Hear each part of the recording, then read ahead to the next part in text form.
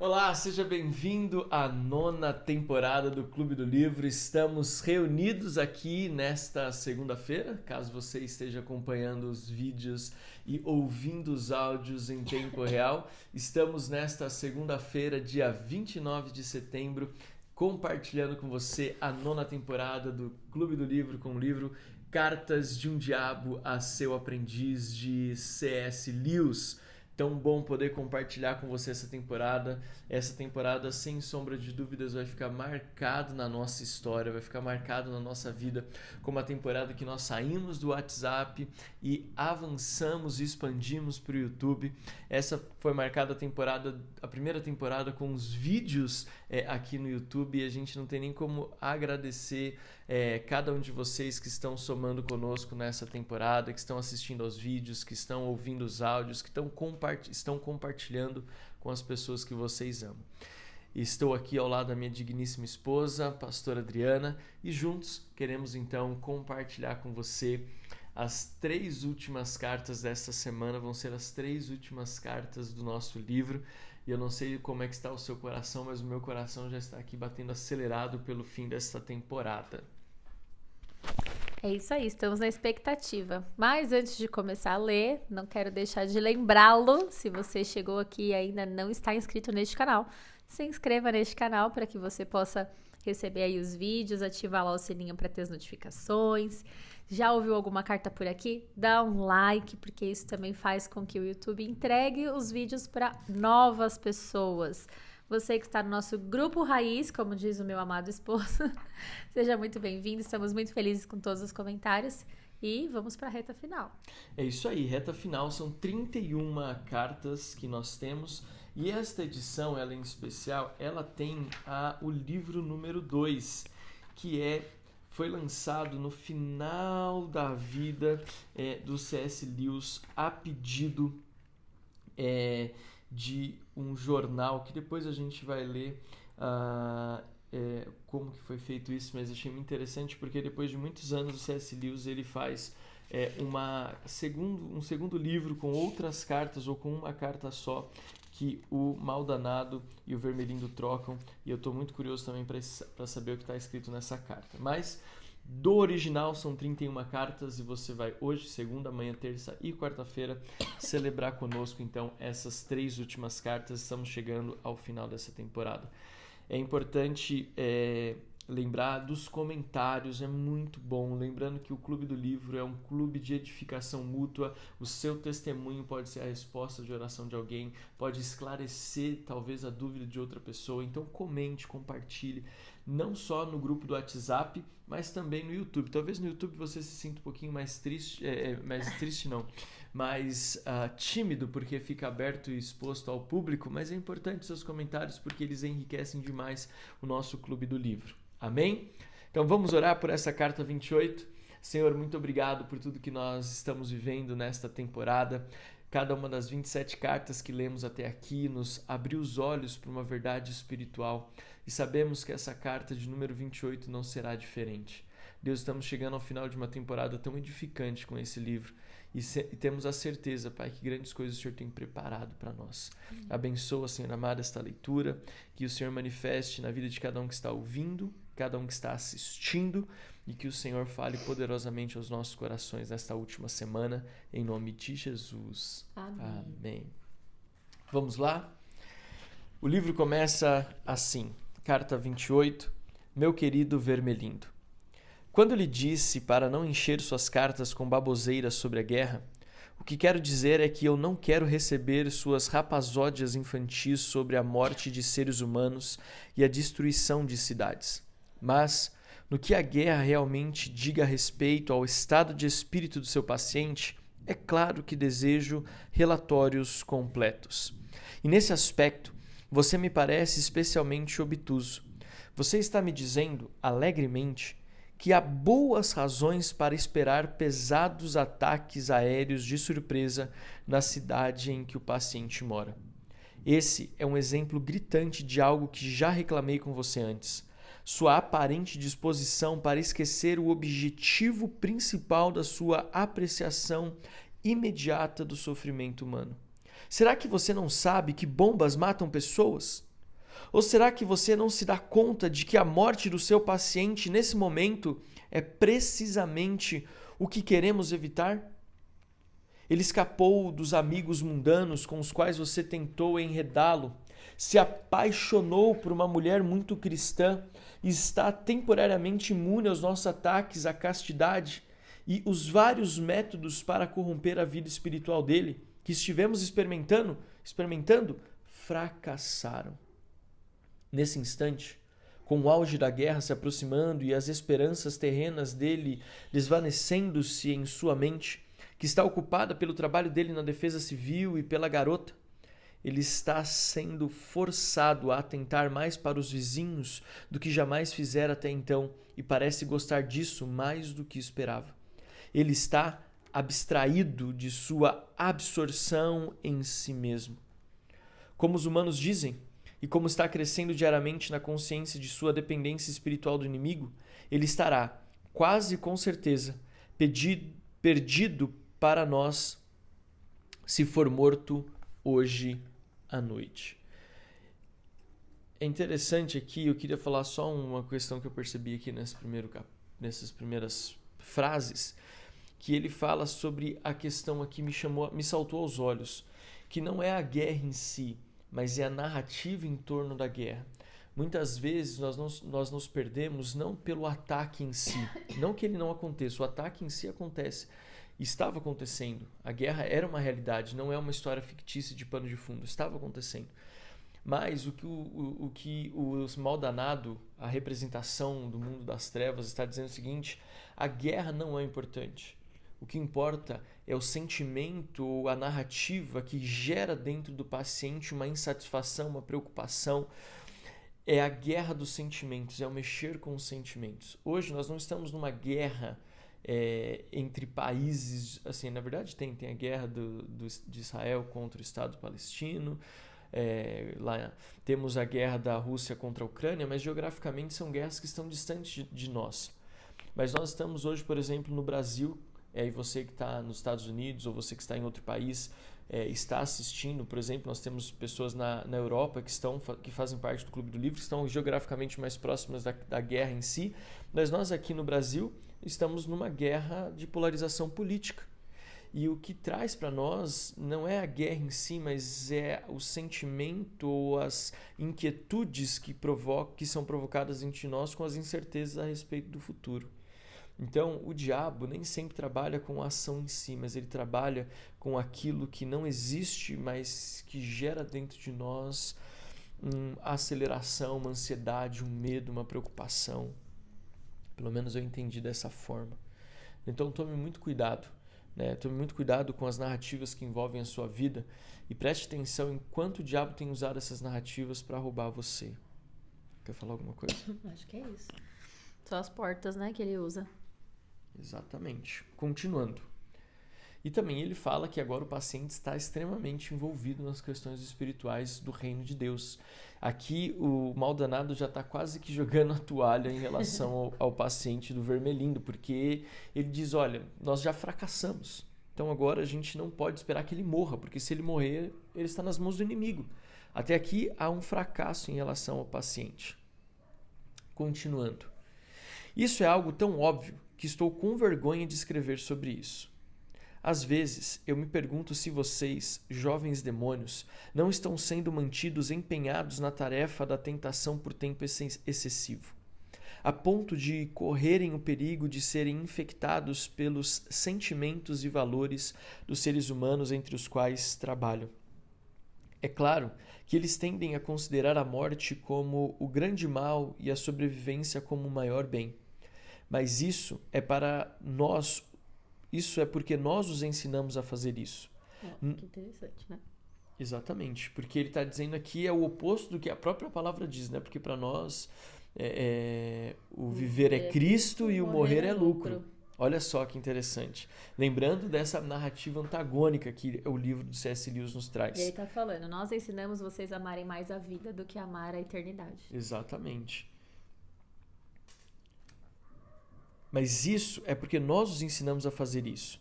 Não se deixe contaminar por nossa própria propaganda. Sei que parece estranho que o seu atual objetivo principal seja o mesmo pelo qual a amante do paciente e a mãe dele estão orando, isto é, sua segurança corpórea. Mas é assim mesmo. Você deve vigiá-lo como a menina dos seus olhos. Se ele morrer agora, você vai perdê-lo. Se ele sobreviver à guerra, sempre haverá esperança. O inimigo o protegeu de você na primeira grande onda de tentações. Mas, se ao menos seu paciente puder ser mantido vivo, você terá como aliado o próprio tempo. Os longos, tediosos e monótonos anos da prosperidade ou da adversidade na meia-idade são ótimos climas de campanha. Veja, é tão difícil para essas criaturas perseverarem nessa idade. A rotina da adversidade, a decadência gradativa dos amores e das esperanças da juventude, o desespero silencioso, dificilmente sentido como sofrimento, de sempre superar as tentações crônicas com as quais volta e meia os derrotamos, o clima sombrio que criamos em suas vidas e o ressentimento inexprimível com o qual os ensinamos a reagir a isso. Tudo isso proporciona oportunidades incríveis de desgastar suas almas pelo atrito. Se, por outro lado, a meia-idade se provar próspera, nossa posição será ainda mais forte. A prosperidade amarra uma pessoa ao mundo. Ele sente que está achando o seu lugar no mundo, quando na realidade é o mundo que está achando o seu lugar nele. Que forte essa muito colocação. forte. Aqui é óbvio que o C.S. Lewis está trazendo uma perspectiva cronológica, sim, agora sim o tempo cronos na vida do ser humano, né? O que até então era muito kairós, agora de forma bem objetiva ele está trazendo para uma realidade de 24 horas de um dia, 30 dias no mês, 365 dias no ano e alguns anos de vida. A Bíblia fala, né, que a nossa vida, né, 60, 70, 80 anos, o que passar disso é cansaço, é enfado, a nossa vida na Terra. Então, o que o C.S. Lewis está falando é o seguinte: proteja, porque enquanto ele é jovem, a fé dele é uma fé ainda mais real e tangível no que diz respeito às coisas do céu e às coisas da eternidade. Mas quando o tempo avança e ele supera essas descobertas que são naturais da nossa idade, né, da juventude, da nossa idade, né, somos jovens, né, mas da juventude, ela desperta coragem, necessidade de conhecimento, senso de pertencimento. Quando você fica mais velho, você fica meio que já vivi, não tô meio, né, nada para mim salta mais aos olhos, e é nessa hora que o diabo entra.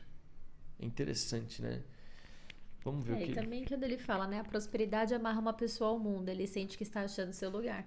Porque a verdade é que a gente vive para prosperar, conquistar sonhos, estabelecer metas de vida, né? Como família, lá. E quanto mais você vive em si essa questão da conquista, de realizar, de prosperar, de estabilidade, entendo que até financeira aqui, aí você tem aquela sensação, poxa, encontrei meu lugar no mundo, né? Agora, tipo, eu tô estável. E aí menos a gente deixa de pensar no céu. E eu entendo que é nesse ponto ele tá falando, né? Quanto a realidade, a gente acha que tá encontrando o seu lugar no mundo, quando na realidade é o mundo que está achando o lugar em nós, né? Então está confortável viver aqui, eu não anseio mais. Então aí começa o perigo, né? E aqui vem uma coisa que veio muito forte no meu espírito agora, que é a nossa capacidade de tentar conciliar o mundo e o céu dentro de nós mesmos. E aqui entra um pensamento: será que nós estamos vivendo para nós mesmos, para os deleites dos nossos prazeres, ou nós estamos vivendo para a eternidade, para que a vontade de Deus seja feita nessa terra? Porque uma coisa assim que sempre me inquietou demais foi o fato de que nós temos uma vida e ela logo vai passar. Somente o que for feito por Cristo permanecerá. Essa é uma frase que a gente aprendeu ao longo de alguns anos no nosso ministério, e a gente sabe que, eu não sei direcionar de quem é de fato essa frase, mas ela é muito marcante. A gente vê essa frase muito impressa em alguns anos no nosso ministério. Só temos uma vida, ela logo passará, e somente o que for feito para Cristo permanecerá. Mas acontece que a gente às vezes passa mais tempo se preocupando com aquilo que vai trazer para nós um benefício nesse curto período de tempo na Terra, do que necessariamente aquilo que nós vamos produzir para o reino de Deus e para a eternidade. Então, os confortos desse mundo, os prazeres desse mundo, que satisfazem. Você morar numa boa casa, você poder fazer um churrasco todo final de semana, você poder ter a possibilidade de viajar, você ter a possibilidade de ter uma vida satisfatória financeiramente. Isso ludibria, sim, não vou falar que não, mas a gente tem que tomar cuidado porque não é o propósito final dessa terra. É óbvio, Isaías fala, né? Se quiserdes me ouvirdes, comereis o melhor dessa terra. Deus diz que nós viremos uma vida plena e abundante na terra. Mas esse pleno e abundante, muitas vezes nós confundimos com apenas as coisas dessa terra. E não necessariamente entendemos que Deus está nos chamando para viver uma vida plena no que diz respeito a enxergar que aquilo que nós fazemos aqui toca o céu. E que sim, Deus está nos chamando para fazer a diferença na terra. Exato. E não perder de vista o propósito. Não perder de vista o propósito, exatamente. A reputação dele, que cresce a cada momento, o seu círculo crescente de amigos, o seu senso de importância, a pressão crescente do trabalho que o absorve e também agrada, tudo construiu nele um senso de estar realmente em casa no mundo, que é precisamente o que queremos, um senso de parecer estar em casa no mundo. É o que o diabo quer. Você irá notar que os jovens, em geral, estão menos indispostos a morrer do que os de meia idade e os velhos. A verdade é que o inimigo, tendo estranhamente destinado esses animaizinhos medíocres à vida em seu próprio mundo eterno, resguardou-os de forma bastante eficaz do perigo de sentirem-se em casa em qualquer outro lugar. Eis porque temos que, muitas vezes, desejar vida longa para os nossos pacientes. 70 anos nunca é demais para a difícil tarefa de desvencilhar suas almas dos céus e fazer com que fiquem firmemente atados à terra. É o que a gente falou. Será que... Faça essa pergunta para você, porque eu estou fazendo essa pergunta para mim agora. E eu acho que a Adriana também está fazendo para ela. Mas será que os nossos pés... Onde estão os nossos pés? Será que nós estamos fixos nessa terra e os nossos olhos têm contemplado só as décadas que estão à nossa frente, não a eternidade que Deus reservou para nós? Enquanto são jovens, eles parecem sempre nos escapar pela tangente. Mesmo se urdirmos mantê-los ignorantes quanto à religião explícita, os ventos incalculáveis da fantasia, da música e da poesia, a mera face de uma garota, o cantar de um pássaro ou a vista do horizonte estão sempre derrubando nossos castelos de areia. Eles nunca irão aplicar-se constantemente ao avanço mundano, às conexões prudentes e à política de segurança em primeiro lugar.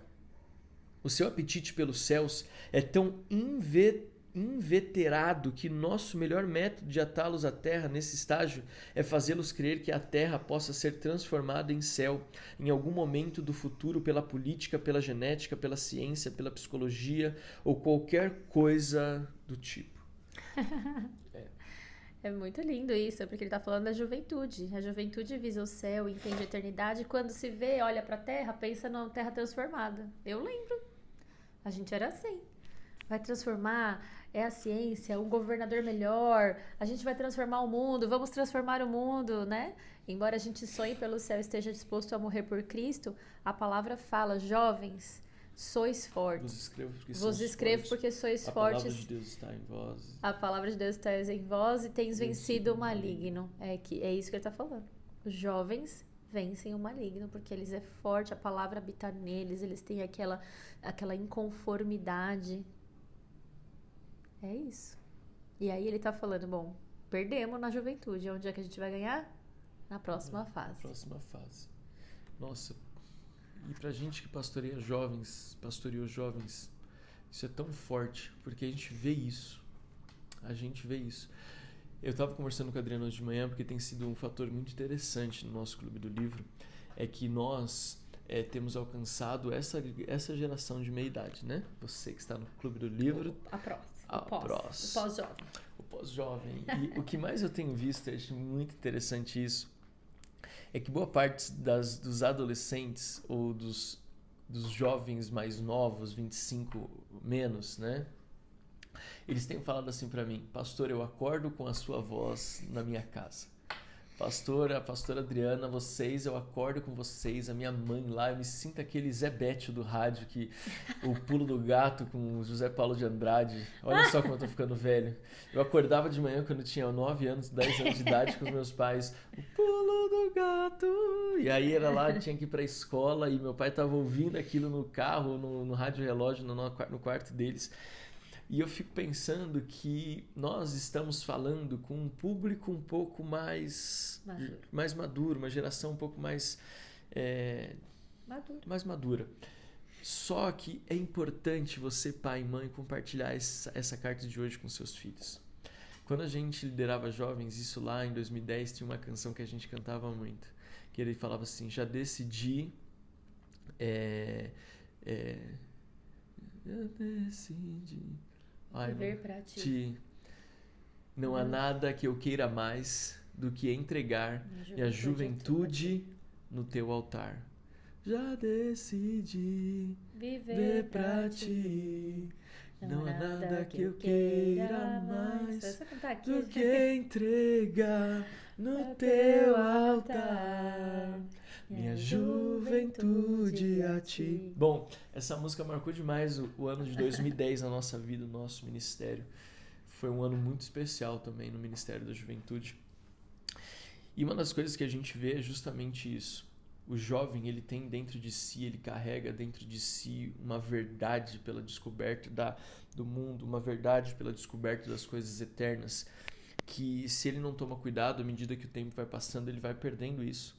Quando ele encontra o seu bom primeiro emprego, com o seu bom primeiro salário, com a sua primeira grande conquista, parece que aquelas coisas da juventude, aqueles anseios, aqueles desejos pelas mudanças da juventude, parece que eles vão se esvaecendo.